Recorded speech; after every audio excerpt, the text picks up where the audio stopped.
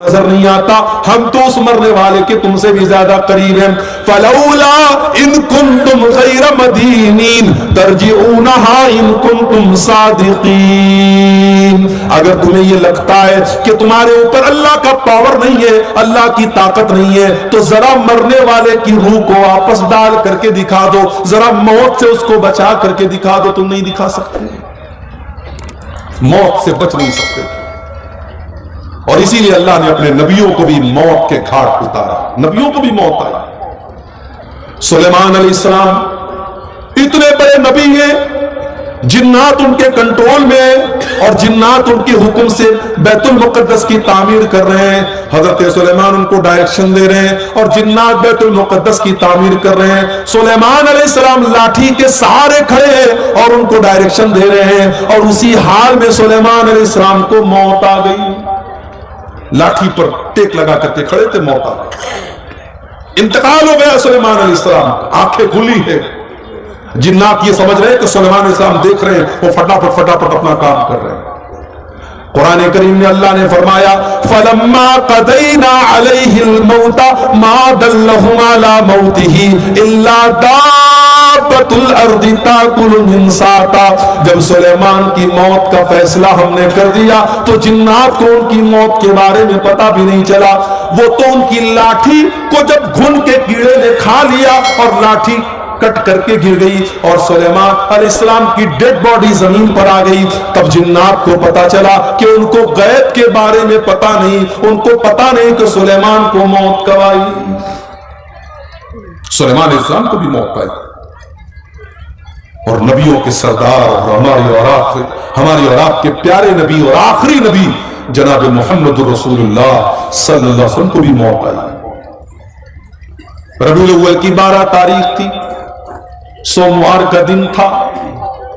اللہ کے نبی کئی دن سے بیمار چل رہے تھے، فجر کی نماز کا ٹائم ہے، اللہ کے نبی کو تھوڑی طبیعت بہتر محسوس ہوئی، آپ نے اپنے کمرے کا دروازے، اپنے کمرے کا پردہ ہٹایا، سامنے فجر کی نماز ہو رہی ہے، ابو بکر صدیق نماز پڑھا رہے ہیں اور پیچھے صحابہ نماز پڑھ رہے ہیں۔ نبی اکرم نے اپنے صحابہ کو نماز پڑھتے ہوئے دیکھا، آپ کے چہرے پر مسکراہٹ پھیل گئی، آپ کو لگا میرا مشن کامیاب ہے، میری محنت کامیاب ہے، میرے صحابہ میرے بعد بھی نماز کو قائم رکھیں گے۔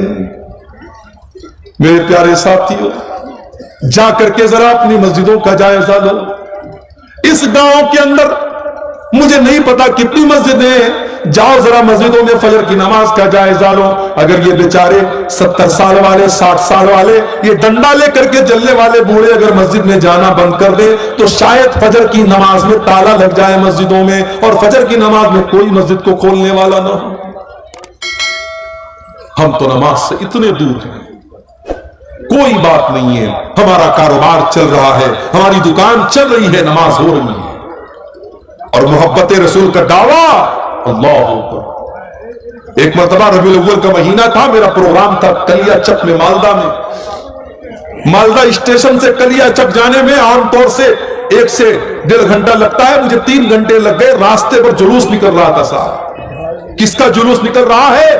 نبی کے عاشقوں کا جلوس نکل رہا ہے، نبی کے عاشقوں کا جلوس نکل رہا ہے، ڈی جے بج رہا ہے، راستوں کو جام کر کے ناچ کر کے گا کر کے نعرے لگا کر کے لوگ محبت رسول ظاہر کر رہے ہیں۔ جس کو نبی سے محبت ہوگی وہ جلوس نہیں نکالے گا، وہ ناچ گانا نہیں کرے گا، وہ ڈی جے نہیں بجائے گا، وہ میوزک نہیں بجائے گا۔ جس کو نبی سے محبت ہوگی وہ نماز قائم کرے گا، کیونکہ نبی کو نماز سے بڑی محبت تھی۔ اللہ کے نبی فرماتے جو علت قرۃ عینی فی الصلاۃ، نماز میری آنکھوں کی ٹھنڈک ہے۔ نماز کا ٹائم ہوتا تھا، اللہ کے نبی حضرت بلال سے کہتے تھے یا بلال ارحنا بالصلاۃ، اے بلال جلدی سے نماز کھڑی کرو اور مجھے میرے دل کو سکون پہنچاؤ۔ فجر کی نماز ہو رہی ہے، اللہ کے نبی کے چہرے پر مسکراہٹ پھیل گئی کہ میرے بعد بھی میرے صحابہ نماز قائم کریں گے، میرا مشن چالو ہے، میرا مشن جاری ہے۔ نبی اکرم نے زبان سے کچھ نہیں کہا ہے، پردہ ہٹایا ہے اور دروازے پر آ کر کے کھڑے ہیں. صحابہ کو اپنے نبی سے اتنا پیار تھا, انہوں نے محسوس کر لیا, ان کو اپنے نبی کی خوشبو محسوس ہو گئی, ان کو پتا چل گیا کہ اللہ کے نبی اپنے دروازے پر آئے ہیں. صحابہ نے نماز کی حالت میں ابو بکر صدیق کو اشارہ کرنا شروع کیا کہ اللہ کے نبی آ چکے, اب تم پیچھے آ جاؤ, اللہ کے نبی نماز پڑھائیں گے. حضرت ابو بکر نے پیچھے ہٹنے کا ارادہ بھی کیا, لیکن اللہ کے نبی نے اشارہ کیا کہ نہیں تم نماز پڑھاتے رہو, اور اللہ کے نبی نے دوبارہ پردہ گرا دیا. اور صحابہ کہتے ہیں یہ آخری نظر تھی جو اللہ کے نبی نے صحابہ پر ڈالی تھی. فجر کا وقت تھا, پھر سورج نکلا, دن چڑھنے لگا, چاشت کا وقت آنے لگا, اور جیسے جیسے دن چڑھ رہا ہے محمد رسول اللہ کی تکلیف میں اضافہ ہو.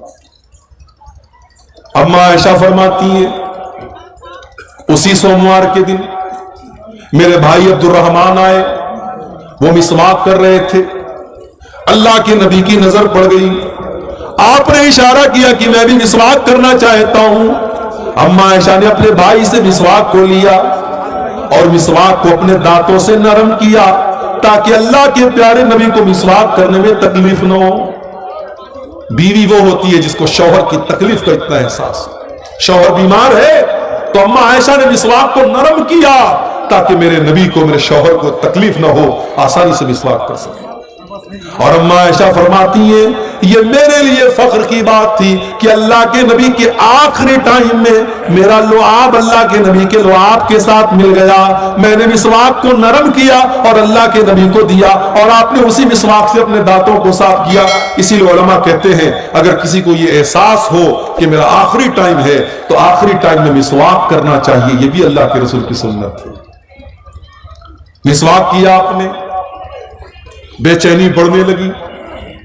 آپ کے بغل میں ایک پیالے میں پانی رکھا ہوا تھا, آپ بار بار اپنے ہاتھ میں پانی لیتے, اپنے چہرے پر چھڑک لیتے اور کہتے اللہم اعنی علی سکرات الموت, ہے اللہ تو موت کی سختیوں پر میری مدد فرما, ہے اللہ سکرات الموت پر تو میری مدد فرما. اما عائشہ فرماتی ہے کہ پہلے میں موت کی سختی کو بہت غلط سمجھتی تھی, مگر جب اپنے نبی کے اوپر میں نے موت کی سختی کو دیکھا تب میں نے موت کی سختی کو غلط سمجھنا بند کر دیا. اس کے بعد اما عائشہ فرماتی ہے آپ نے اپنے دونوں ہاتھ اٹھائے, آپ نے اپنے دونوں ہاتھ اٹھائے اور آپ کی زبان سے نکلا مع الذین انعمت علیہم من النبیین والصدیقین والشہداء والصالحین. اے اللہ تو مجھے ان لوگوں میں شامل فرما دے جن پر تیرا انعام ہوا ہے, اپنے نبیوں میں شامل فرما دے, اپنے صدیقین میں شامل فرما دے, اپنے شہداء میں شامل فرما دے, اپنے نیک بندوں میں شامل فرما دے. اللہم الحقنی بالرفیق الاعلی.